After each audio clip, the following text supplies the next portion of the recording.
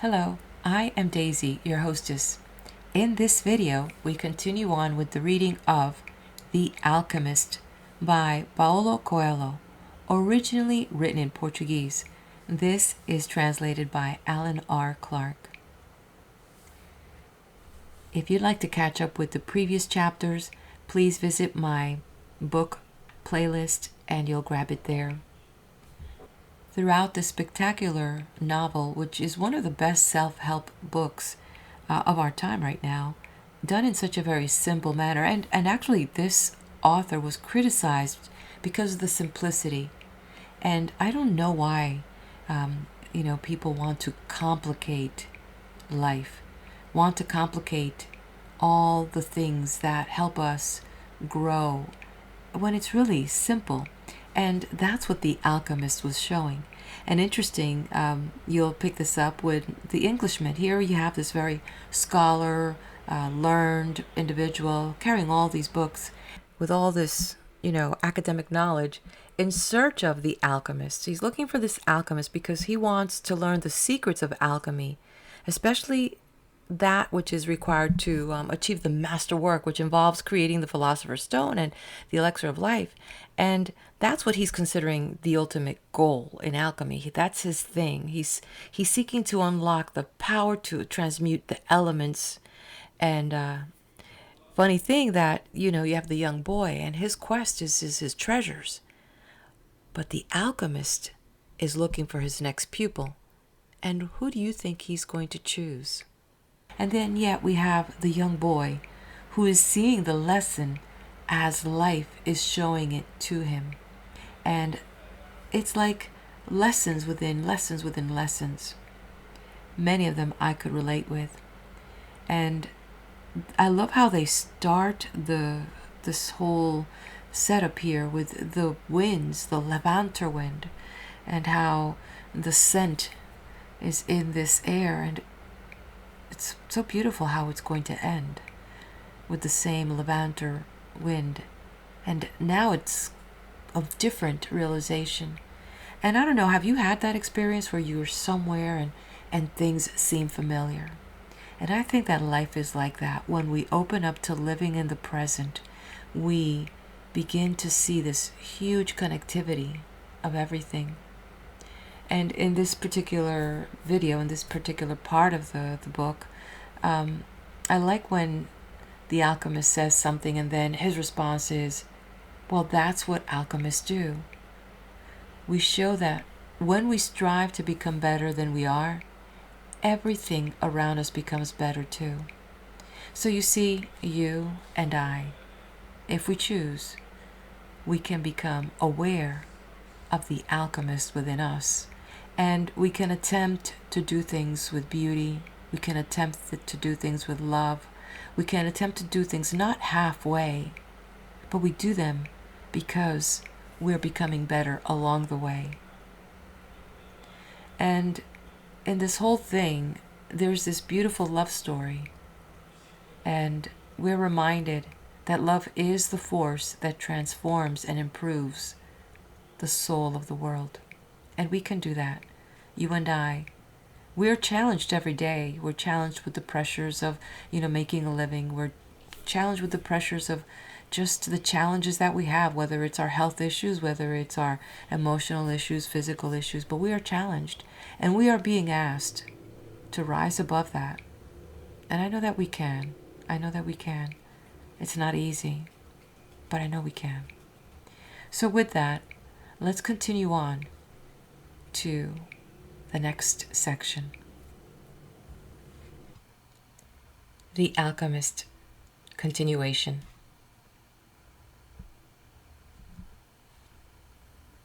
On the following day, the first clear sign of danger appeared. 3 armed tribesmen approached and asked what the boy and the alchemist were doing there. "I'm hunting with my falcon," the alchemist answered.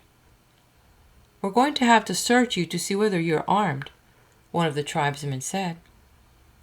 The alchemist dismounted slowly, and the boy did the same. "Why are you carrying money?" asked the tribesman when he searched the boy's bag. I needed to get to the pyramids, he said. The tribesman who was searching the alchemist's belongings found a small crystal flask filled with a liquid and a yellow glass egg that was slightly larger than a chicken's egg. What are these things? He asked. That's the Philosopher's Stone and the Elixir of Life. It's the masterwork of the alchemist. Whoever swallows that elixir will never be sick again, and a fragment from that stone turns any metal into gold. The Arabs laughed at him, and the alchemist laughed along. They thought his answer was amusing, and they allowed the boy and the alchemist to proceed with all their belongings. Are you crazy? The boy asked the alchemist when they had moved on. What did you do that for? To show you one of life's simple lessons, the alchemist answered. When you possess great treasures within you and try to tell others of them, seldom are you believed. They continued across the desert. With every day that passed, the boy's heart became more and more silent. It no longer wanted to know about things of the past or future. It was content simply to contemplate the desert and to drink with the boy from the soul of the world. The boy and his heart had become friends, and neither was capable now of betraying the other. When his heart spoke to him, it was to provide a stimulus to the boy and to give him strength, because the days of silence there in the desert were wearisome. His heart told the boy what his strongest qualities were: his courage in having given up his sleep and in trying to live out his personal legend, and his enthusiasm during the time he had worked at the crystal shop. And his heart told him something else that the boy had never noticed. It told the boy of dangers that had threatened him, but that he had never perceived. His heart said that one time it had hidden the rifle the boy had taken from his father because of the possibility that the boy might wound himself, and it reminded the boy of the day when he had been ill and vomiting out in the fields, after which he had fallen into a deep sleep. There had been 2 thieves farther ahead who were planning to steal the boy's sheep and murder him. But since the boy hadn't passed by, they had decided to move on, thinking that he had changed his route. Does a man's heart always help him? The boy asked the alchemist. Mostly just the hearts of those who are trying to realize their personal legends. But they do help children, drunkards, and the elderly too. Does that mean that I'll never run into danger? It means only that the heart does what it can, the alchemist said. One afternoon, they passed by the encampment of one of the tribes.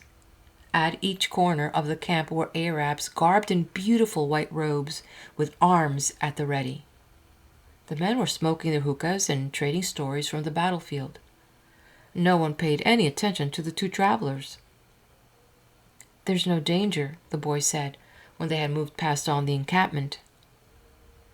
The alchemist sounded angry. Trust in your heart, but never forget that you're in the desert. When men are at war with one another, the soul of the world can hear the screams of battle. No one fails to suffer the consequences of everything under the sun. All things are one, the boy thought. And then, as if the desert wanted to demonstrate that the alchemist was right, 2 horsemen appeared from behind the travelers. You can't go any farther, one of them said. You're in the area where the tribes are at war. I'm not going very far, the alchemist answered, looking straight into the eyes of the horseman. They were silent for a moment, and then agreed that the boy and the alchemist could move along. The boy watched the exchange with fascination. You dominated those horsemen with the way you looked at them, he said. Your eyes show the strength of your soul, answered the alchemist. That's true, the boy thought. He had noticed that, in the midst of the multitude of armed men back at the encampment, there had been one that stared fixedly at the 2. He had been so far away that his face wasn't even visible, but the boy was certain that he had been looking at them. Finally, when they had crossed the mountain range that extended along the entire horizon, the alchemist said that they were only 2 days from the pyramids. "If we're going to go our separate ways soon," the boy said, "then teach me about alchemy." "You already know about alchemy. It is about penetrating to the soul of the world and discovering the treasure that has been reserved for you." "No, that's not what I mean. I'm talking about transforming lead into gold." The alchemist fell as silent as the desert and answered the boy only after they had stopped to eat. "Everything in the universe evolved," he said, "and for wise men, gold is the metal that evolved the furthest. Don't ask me why. I don't know why. I just know that the tradition is always right. Men have never understood the words of the wise, so gold, instead of being seen as a symbol of evolution, became the basis for conflict." "There are many languages spoken by things," the boy said. "There was a time when, for me, a camel's whining was nothing more than whining. Then it became a signal of danger, and finally it became just a whining again." But then he stopped. The alchemist probably already knew all that. "I have known true alchemists," the alchemist continued. "They locked themselves in their laboratories and tried to evolve as gold had, and they found the philosopher's stone because they understood that when something evolves, everything around that thing evolves as well. Others stumbled upon the stone by accident. They already had the gift, and their souls were readier for such things than the souls of others. But they don't count. They're quite rare. And then there were the others who were interested only in gold. They never found the secret. They forgot that lead, copper, and iron have their own personal legends to fulfill. And anyone who interferes with the personal legend of another thing never will discover his own." The alchemist's words echoed out like a curse. He reached over and picked up a shell from the ground. "This desert was once a sea," he said. "I noticed that," the boy answered. The alchemist told the boy to place the shell over his ear. He had done that many times when he was a child and had heard the sound of the sea.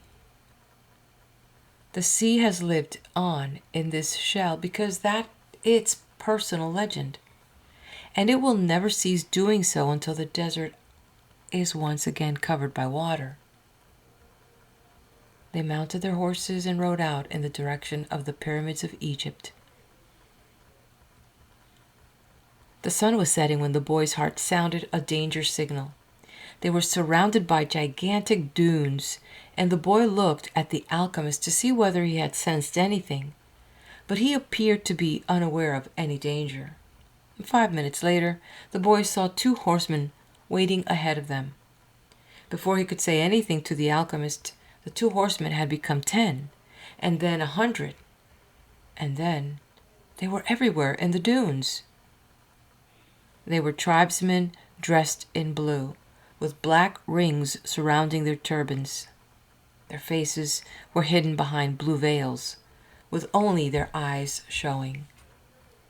Even from a distance, their eyes conveyed the strength of their souls, and their eyes spoke of death. The 2 were taken to a nearby military camp. A soldier shoved the boy and the alchemist into a tent where the chief was holding a meeting with his staff. "These are the spies," said one of the men. "We're just travelers," the alchemist answered. "You were seen at the enemy camp 3 days ago, and you were talking with one of the troops there." "I'm just a man who wanders the desert and knows the stars," said the alchemist. "I have no information about troops or about the movement of the tribes. I was simply acting as a guide for my friend here." "Who is your friend?" chief asked. An alchemist, said the alchemist. He understands the forces of nature, and he wants to show you his extraordinary powers. The boy listened quietly and fearfully. What is a foreigner doing here? Asked another of the men. He has brought money to give to your tribe, said the alchemist. Before the boy could say a word, and seizing the boy's bag, the alchemist gave the gold coins to the chief. The Arab accepted them without a word. There was enough there to buy a lot of weapons. What is an alchemist? He asked finally. It's a man who understands nature and the world. If he wanted to, he could destroy this camp just with the force of the wind. The man laughed. They were used to the ravages of war and knew that the wind could not deliver them a fatal blow. Yet each felt his heart beat a bit faster. They were men of the desert, and they were fearful of sorcerers. I want to see him do it, said the chief. He needs 3 days, answered the alchemist. He is going to transform himself into the wind, just to demonstrate his powers. If he can't do so, we humbly offer you our lives for the honor of your tribe. You can't offer me something that is already mine, the chief said arrogantly, but he granted the travelers 3 days. The boy was shaking with fear, but the alchemist helped him out of the tent. Don't let them see that you're afraid, the alchemist said. They are brave men, and they despise cowards. But the boy couldn't even speak. He was able to do so only after they had walked through the center of the camp. There was no need to imprison them. The Arabs simply confiscated their horses. So once again, the world had demonstrated its many languages. The desert only moments ago had been endless and free, and now it was impenetrable wall. You gave them everything I had, the boy said. Everything I've saved in my entire life. Well, what good would it be to you if you had to die? The alchemist answered. Your money saved us for 3 days. It's not often that money saves a person's life. But the boy was too frightened to listen to words of wisdom. He had no idea how he was going to transform himself into the wind. He wasn't an alchemist. The alchemist asked one of the soldiers for some tea and poured some on the boy's wrist. A wave of relief washed over him, and the alchemist muttered some words that the boy didn't understand. Don't give in to your fears, said the alchemist in a strangely gentle voice. If you do, you won't be able to talk to your heart. But I have no idea how to turn myself into the wind. If a person is living out his personal legend, he knows everything he needs to know. There's only one thing that makes a dream impossible to achieve: the fear of failure. I'm not afraid of failing, it's just that I don't know how to turn myself into the wind. Well, you'll have to learn. Your life depends on it. But what if I can't? Then you'll die in the midst of trying to realize your personal legend. That's a lot better than dying like millions of other people who never even knew what their personal legends were. But don't worry, the alchemist continued. Usually, the threat of death makes people a lot more aware of their lives. The first day passed. There was a major battle nearby, and a number of wounded were brought back to the camp. The dead soldiers were replaced by others, and life went on. Death doesn't change anything, the boy thought. You could have died later on, a soldier said to the body of one of his companions. You could have died after peace had been declared, but in any case, you were going to die. At the end of the day, the boy went looking for the alchemist who had taken his falcon out into the desert. I still have no idea how to turn myself into the wind, the boy repeated. Remember what I told you. The world is only the visible aspect of God.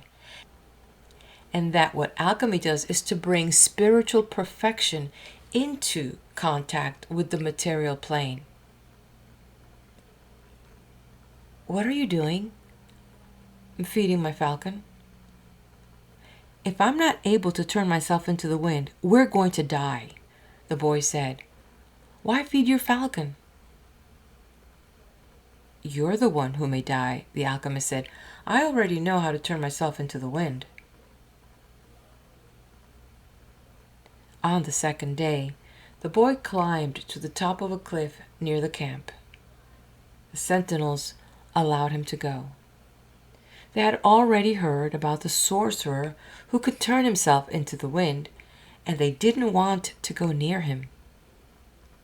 In any case, the desert was impassable. He spent the entire afternoon of the second day looking out over the desert and listening to his heart. The boy knew the desert sensed his fear. They both spoke the same language. On the third day, the chief met with his officers. He called the alchemist to the meeting and said, "Let's go see the boy who turns himself into the wind." "Let's," the alchemist answered. The boy took them to the cliff where he had been on the previous day. He told them all to be seated.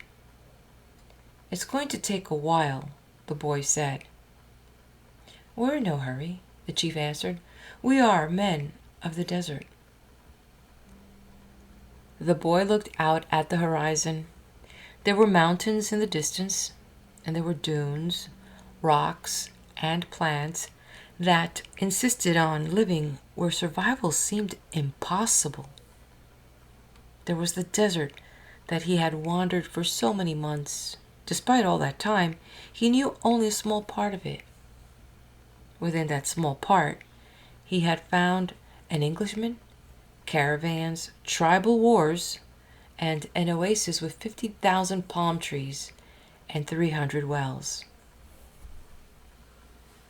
"What do you want here today?" the desert asked him. "Didn't you spend enough time looking at me yesterday?" "Somewhere you are holding the person I love," the boy said. "So when I look out over your sands, I'm also looking at her. I want to return to her, and I need your help so that I can turn myself into the wind." "What is love?" the desert asked. "Love is the falcon's flight over your sands, because for him you are a green field from which he always returns with game. He knows your rocks, your dunes, and your mountains, and you are generous to him. The falcon's beak carries bits of me, myself," the desert said. "For years, I care for his game, feeding it with the little water that I have, and then I show him where the game is. And on one day, as I enjoy the fact that his game thrives on my surface, the falcon dives out of the sky and takes away what I've created." "But that's why you created the game in the first place," the boy answered. "To nourish the falcon, and the falcon then nourishes man, and eventually a man will nourish your sands, where the game will once again flourish. That's how the world goes." "So is that what love is?" "Yes, that's what love is. It's what makes the game become the falcon become the man, and the man, in his turn, the desert. It's what turns lead into gold and makes the gold return to earth." "I don't understand what you're talking about," the desert said. "But you can at least understand that somewhere in your sands there's a woman waiting for me, and that's why I have to turn myself into the wind." The desert didn't answer him for a few moments. Then it told him, "I'll give you my sands to help the wind to blow, but alone I can't do anything. You have to ask for help from the wind." A breeze began to blow. The tribesmen watched the boy from a distance, talking among themselves in a language that the boy couldn't understand. The alchemist smiled. The wind approached the boy and touched his face. It knew of the boy's talk with the desert, because the winds know everything. They blow across the world without a birthplace and with no place to die. "Help me," the boy said. "One day you carried the voice of my loved one to me." "Who taught you to speak the language of the desert and the wind?" "My heart," the boy answered. The wind has many names. In that part of the world, it was called the XOXO because it brought moisture from the oceans to the east. In the distant land the boy came from, they called it the Levanter because they believed that it brought with it the sands of the desert and the screams of the Moorish wars. Perhaps, in the places beyond the pastures where his sheep lived, men thought that the wind came from Andalusia. But actually, the wind came from no place at all, nor did it go to any place. That's why it was stronger than the desert. Someone might one day plant trees in the desert and even raise sheep there, but never would they harness the wind. "You can't be the wind," the wind said. "We're two very different things." "That's not true," the boy said. "I learned the alchemist's secrets in my travels. I have inside me the winds, the deserts, the oceans, the stars, and everything created in the universe. We were all made by the same hand, and we have the same soul. I want to be like you, able to reach every corner of the world, cross the seas, blow away the sands that cover my treasure, and carry the voice of the woman I love." "I heard what you were talking about the other day with the alchemist," the wind said. "He said that everything has its own personal legend, but people can't turn themselves into the wind."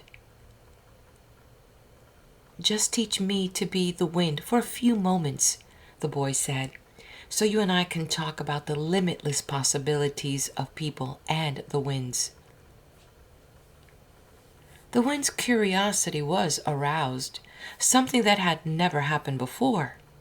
It wanted to talk about those things, but it didn't know how to turn a man into the wind. And look how many things the wind already knew how to do. It created deserts, sank ships, felled entire forests, and blew through cities filled with music and strange noises. It felt it had no limits, yet here was a boy saying that there was other things the wind should be able to do. "This is what we call love," the boy said, seeing that the wind was close to granting what he requested. "When you are loved, you can do anything in creation. When you are loved, there's no need at all to understand what's happening, because everything happens within you, and even men can turn themselves into the wind, as long as the wind helps, of course." The wind was a proud being, and it was becoming irritated with what the boy was saying. It commenced to blow harder, raising the desert sands. But finally, it had to recognize that even making its way around the world, it didn't know how to turn a man into the wind. And it knew nothing about love. In my travels around the world, I've often seen people speaking of love and looking toward the heavens, the wind said, furious at having to acknowledge its own limitations. "Maybe it's better to ask heaven." "Well then, help me do that," the boy said. "Fill this place with a sandstorm so strong that it blots out the sun. Then I can look to heaven without blinding myself." So the wind blew with all its strength, and the sky was filled with sand. The sun was turned into a golden disk. At the camp, it was difficult to see anything. The men of the desert were already familiar with that wind. They called it the Simmum, and it was worse than a storm at sea. Their horses cried out, and all their weapons were filled with sand. On the heights, one of the commanders turned to the chief and said, "Maybe we had better end this." They could barely see the boy. Their faces were covered with blue cloths, and their eyes showed fear. "Let's stop this," another commander said. "I want to see the greatness of Allah," the chief said, with respect. "I want to see how a man turns himself into the wind." But he made a mental note of the names of the two men who had expressed their fear. As soon as the wind stopped, he was going to remove them from their commands, because true men of the desert are not afraid. "The wind told me that you know about love," the boy said to the sun. "If you know about love, you must also know about the soul of the world, because it's made of love." "From where I am," the sun said, "I can see the soul of the world. It communicates with my soul, and together we cause the plants to grow and the sheep to seek out shade. From where I am, and I'm a long way from the earth, I learned how to love. I know that if I came even a little bit closer to the earth, everything there would die, and the soul of the world would no longer exist. So we contemplate each other, and we want each other, and I give it life and warmth, and it gives me my reason for living." "So you know about love," the boy said. "And I know the soul of the world because we have talked at great length to each other during this endless trip through the universe. It tells me that its greatest problem is that, up until now, only the minerals and vegetables understand that all things are one. That there's no need for iron to be the same as copper, or copper the same as gold. Each performs its own exact function as a unique being, and everything would be a symphony of peace if the hand that wrote all this had stopped on the 5th day of creation." "But there was a 6th day," the sun went on. "You are wise, because you observe everything from a distance," the boy said. "But you don't know about love. If there hadn't been a 6th day, man would not exist. Copper would always be just copper, and lead just lead. It's true that everything has its personal legend, but one day that personal legend will be realized. So each thing has to transform itself into something better, and to acquire a new personal legend until someday the soul of the world becomes one thing only." The sun thought about that and decided to shine more brightly. The wind, which was enjoying the conversation, started to blow with greater force so that the sun would not blind the boy. "This is why alchemists exist," the boy said, "so that everyone will search for his treasure, find it, and then want to be better than he was in his former life. Lead will play its role until the world has no further need for lead, and then lead will have to turn itself into gold. That's what alchemists do. They show that when we strive to become better than we are, everything around us becomes better too." "Well, why did you say that I don't know about love?" the sun asked the boy. "Because it's not love to be static like the desert, nor is it love to roam the world like the wind.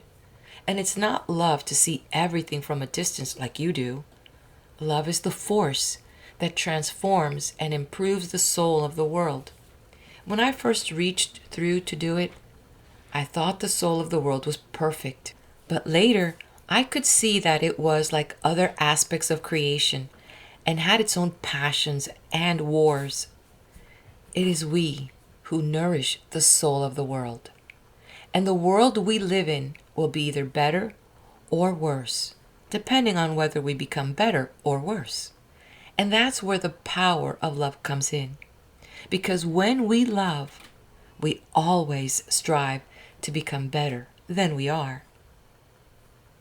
So what do you want of me? The son asked. I want you to help me turn myself into the wind, the boy answered. Nature knows me as the wisest being in creation, the son said, but I don't know how to turn you into the wind. Then whom should I ask? The son thought for a minute. The wind was listening closely and wanted to tell every corner of the world that the sun's wisdom had its limitations, that it was unable to deal with this boy who spoke the language of the world. Speak to the hand that wrote all, said the sun. The wind screamed with delight and blew harder than ever. The tents were being blown from their ties to the earth, and the animals were being freed from their tethers. On the cliff, the men clutched at each other as they sought to keep from being blown away. The boy turned to the hand that wrote all. As he did so, he sensed that the universe had fallen silent, and he decided not to speak. A current of love rushed from his heart, and the boy began to pray. It was a prayer that he had never said before, because it was a prayer without words or pleas. His prayer didn't give thanks for his sheep having found new pastures. It didn't ask that the boy be able to sell more crystal, and it didn't beseech that the woman he had met continue to await his return.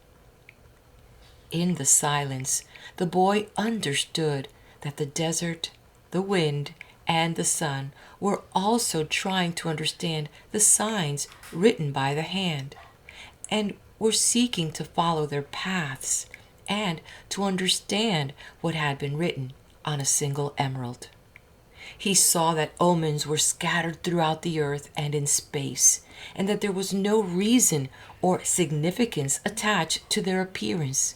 He could see that not the deserts, nor the winds, nor the sun, nor people knew why they had been created, but that the hand had a reason for all of this, and that only the hand could perform miracles, or transform the sea into a desert, or a man into the wind, because only the hand understood that it was a larger design that had moved the universe to the point at which 6 days of creation had evolved into a master work.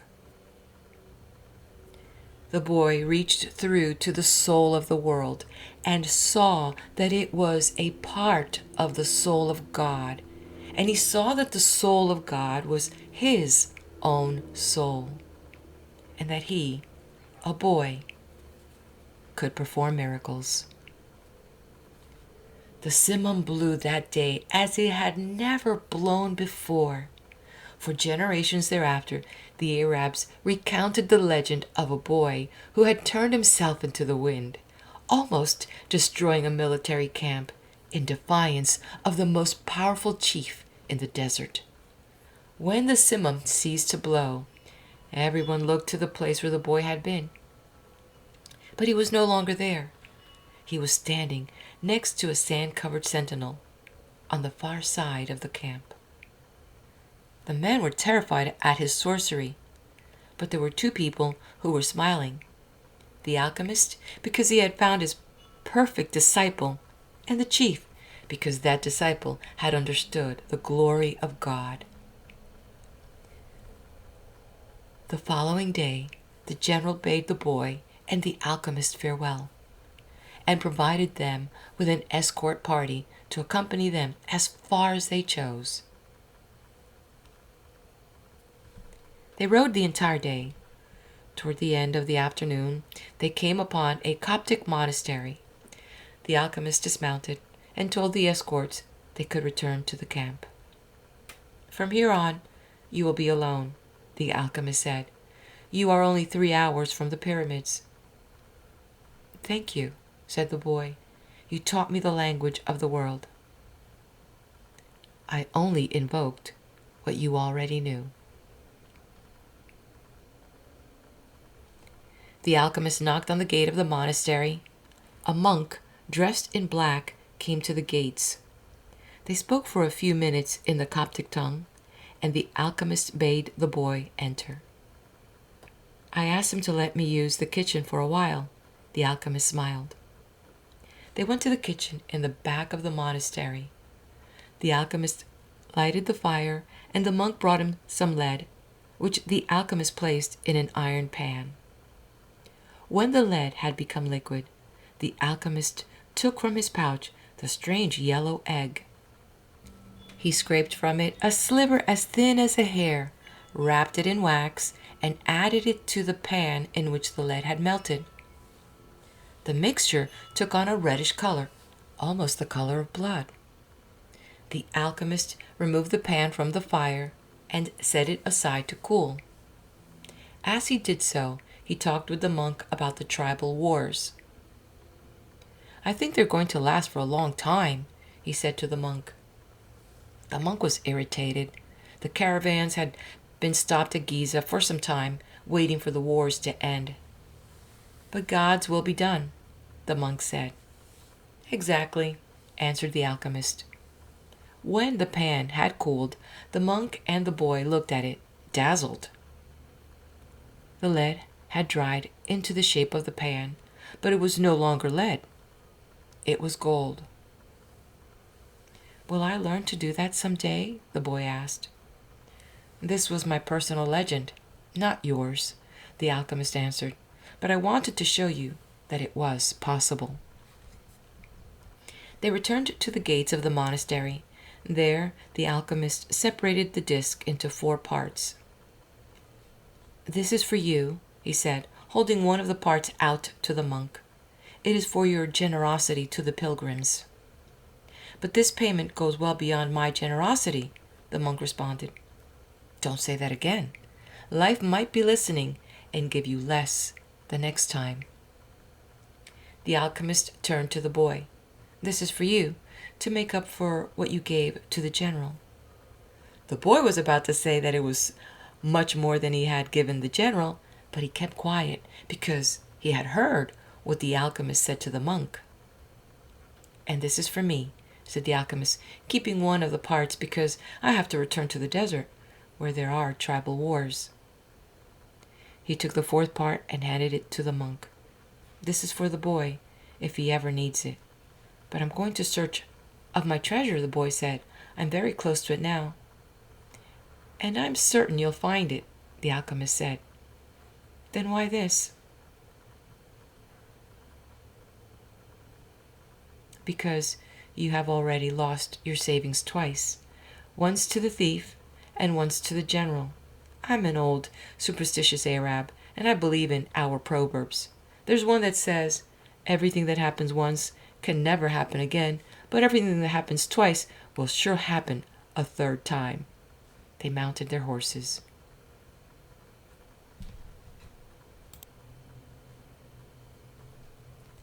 "I want to tell you a story about dreams," said the alchemist. The boy brought his horse closer. In ancient Rome, at the time of Emperor Tiberius, there lived a good man who had 2 sons. One was in the military and had been sent to the most distant regions of the empire. The other son was a poet and delighted all of Rome with his beautiful verses. One night, the father had a dream. An angel appeared to him and told him that the words of one of his sons would be learned and repeated throughout the world for all generations to come. The father woke from his dream grateful and crying, because life was generous and had revealed to him something any father would be proud to know. Shortly thereafter, the father died as he tried to save a child who was about to be crushed by wheels of a chariot. Since he had lived his entire life in a manner that was correct and fair, he went directly to heaven, where he met the angel that had appeared in his dream. "You were always a good man," the angel said to him. "You lived your life in a loving way and died with dignity. I can now grant you any wish you desire." "Life was good to me," the man said. "When you appeared in my dream, I felt that all my efforts had been rewarded, because my son's poems will be read by men for generations to come. I don't want anything for myself, but any father would be proud of the fame achieved by one whom he had cared for as a child and educated as he grew up.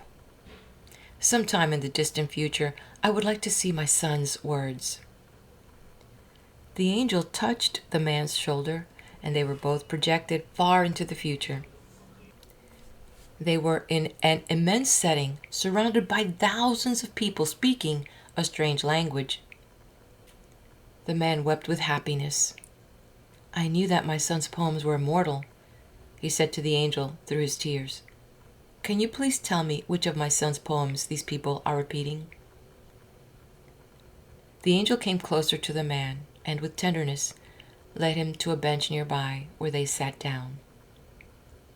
"The verses of your son, who was the poet, were very popular in Rome," the angel said. "Everyone loved them and enjoyed them. But when the reign of Tiberius ended, his poems were forgotten. The words you're hearing now are those of your son in the military." The man looked at the angel in surprise. "Your son went to serve at a distant place and became a centurion. He was just and good. One afternoon, one of his servants fell ill, and it appeared that he would die. Your son had heard of a rabbi who was able to cure illnesses, and he rode out for days and days in search of this man. Along the way, he learned that the man he was seeking was the Son of God. He met others who had been cured by him, and they instructed your son in the man's teachings. And so, despite the fact that he was a Roman centurion, he converted to their faith. Shortly thereafter, he reached the place where the man he was looking for was visiting. He told the man that one of his servants was gravely ill, and the rabbi made ready to go to his house with him. But the centurion was a man of faith, and looking into the eyes of the rabbi, he knew that he was surely in the presence of the Son of God. And this is what your son said." The angel told the man. "These are the words he said to the rabbi at that point, and they have never been forgotten. My Lord, I am not worthy that you should come under my roof, but only speak a word, and my servant will be healed."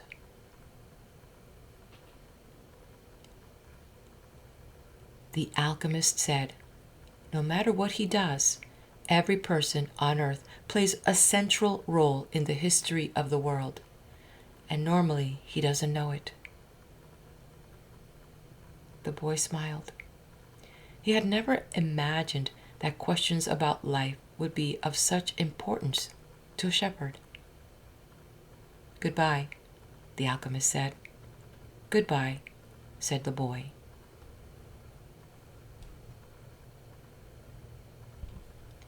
The boy rode along through the desert for several hours, listening avidly to what his heart had to say. It was his heart that would tell him where his treasure was hidden. "Where your treasure is, there also will be your heart," the alchemist had told him. But his heart was speaking of other things. With pride, it told the story of a shepherd who had left his flock to follow a dream he had on 2 different occasions. It told of personal legend and of the many men who had wandered in search of distant lands or beautiful women, confronting the people of their times with their preconceived notions. It spoke of journeys, discoveries, books, and change. As he was about to climb yet another dune, his heart whispered, "Be aware of the place where you are brought to tears. That's where I am, and that's where your treasure is." The boy climbed the dune slowly. A full moon rose again in the starry sky. It had been a month since he had set forth from the oasis. The moonlight cast shadows through the dunes, creating the appearance of a rolling sea. It reminded the boy of the day when that horse had reared in the desert and he had come to know the alchemist. And the moon fell on the desert silence and on a man's journey in search of a treasure. When he reached the top of the dune, his heart leapt. There, illuminated by the light of the moon and the brightness of the desert, stood the solemn and majestic pyramids of Egypt. The boy fell to his knees and wept.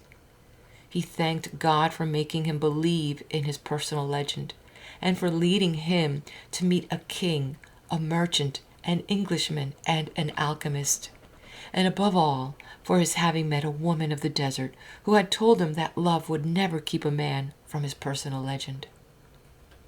If he wanted to, he could now return to the oasis, go back to Fatima, and live his life as a simple shepherd. After all, the alchemist continued to live in the desert, even though he understood the language of the world, and he knew how to transform lead into gold. He didn't need to demonstrate his science and art to anyone. The boy told himself that. On the way toward realizing his own personal legend, he had learned all he needed to know and had experienced everything he might have dreamed of. But here he was, at the point of finding his treasure, and he reminded himself that no project is completed until its objective has been achieved. The boy looked at the sands around him and saw that, where his tears had fallen, a scarab beetle was scuttling through the sand. And during this time in the desert, he had learned that, in Egypt, the scarab beetles are a symbol of God.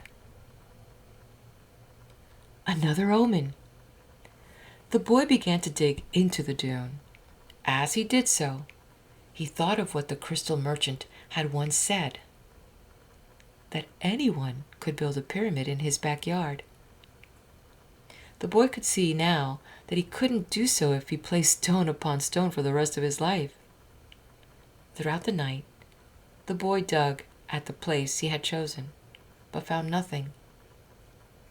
He felt weighted down by the centuries of time since the pyramids had been built, but he didn't stop. He struggled to continue digging as he fought the wind, which often blew the sand back into the excavation. His hands were abraded and exhausted, but he listened to his heart. It had told him to dig where his tears fell. As he was attempting to pull out the rocks he had encountered, he heard footsteps. Several figures approached him. Their backs were to the moonlight, and the boy could see neither their eyes nor their faces. "What are you doing here?" one of the figures demanded. Because he was terrified, the boy didn't answer. He had found where his treasure was and was frightened at what might happen. "We're refugees from tribal wars and we need money," the other figure said. "What are you hiding there?" "I'm not hiding anything," the boy answered. But one of them seized the boy and yanked him back out of the hole. Another, who was searching the boy's bags, found the piece of gold. "There's gold here," he said. The moon shone on the face of the Arab who had seized him, and in the man's eyes, the boy saw death. "He's probably got more gold hidden in the ground." They made the boy continue digging, but he found nothing. As the sun rose, the man began to beat the boy. He was bruised and bleeding. His clothing was torn to shreds, and he felt that death was near. "What good is money to you if you're going to die? It's not often that money can save someone's life," the alchemist had said. Finally, the boy screamed at the men, "I'm digging for treasure." And although his mouth was bleeding and swollen, he told his attackers that he had twice dreamed of a treasure hidden near the pyramids of Egypt. The man, who appeared to be the leader of the group, spoke to one of the others. "Leave him. He doesn't have anything else. He must have stolen this gold." The boy fell to the sand, nearly unconscious. The leader shook him and said, "We're leaving." But before they left, He came back to the boy and said, "You're not going to die. You'll live, and you'll learn that a man shouldn't be so stupid. 2 years ago, right here on this spot, I had a recurrent dream too. I dreamed that I should travel to the fields of Spain and look for a ruined church where shepherds and their sheep slept. In my dream, there was a sycamore growing out of the ruins of the sacristy, and I was told that if I dug at the roots of the sycamore, I would find a hidden treasure. But I'm not so stupid as to cross an entire desert just because of a recurrent dream." And they disappeared. The boy stood up shakily and looked once more at the pyramids. They seemed to laugh at him, and he laughed back, his heart bursting with joy, because now he knew where his treasure was.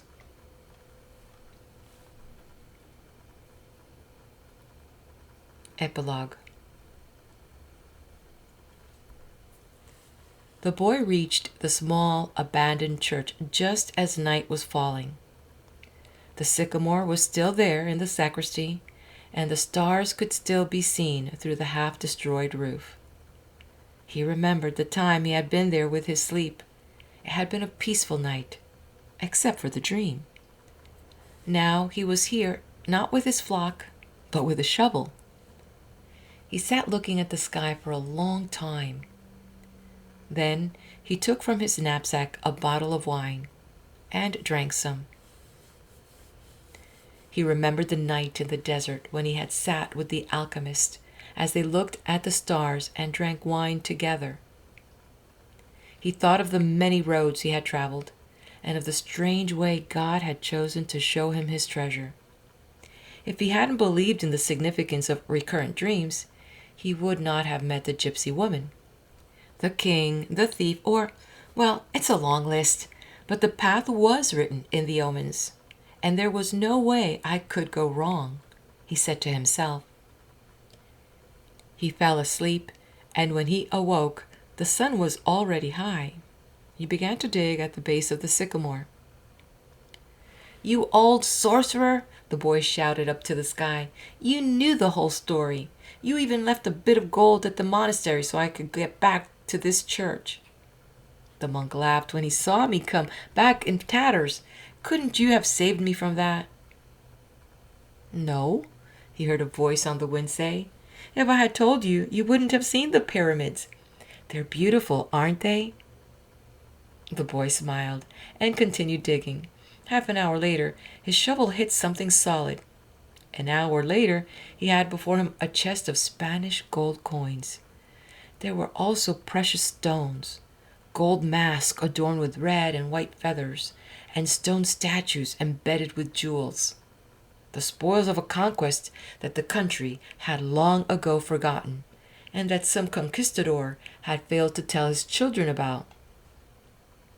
The boy took out Urim and Thummim from his bag. He had used the two stones only once, one morning when he was at the marketplace. His life and his path had always provided him with enough omens. He placed Urim and Thummim in the chest. They were also a part of his new treasure, because they were a reminder of the old king, whom he would never see again.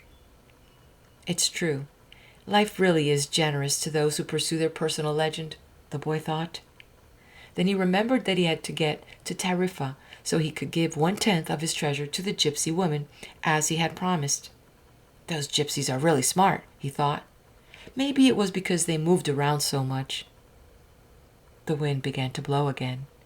It was the levanter, the wind that came from Africa. It didn't bring with it the smell of the desert, nor the threat of Moorish invasion. Instead, it brought the scent of a perfume he knew well, and the touch of a kiss that came from far away, slowly, slowly, until it rested on his lips.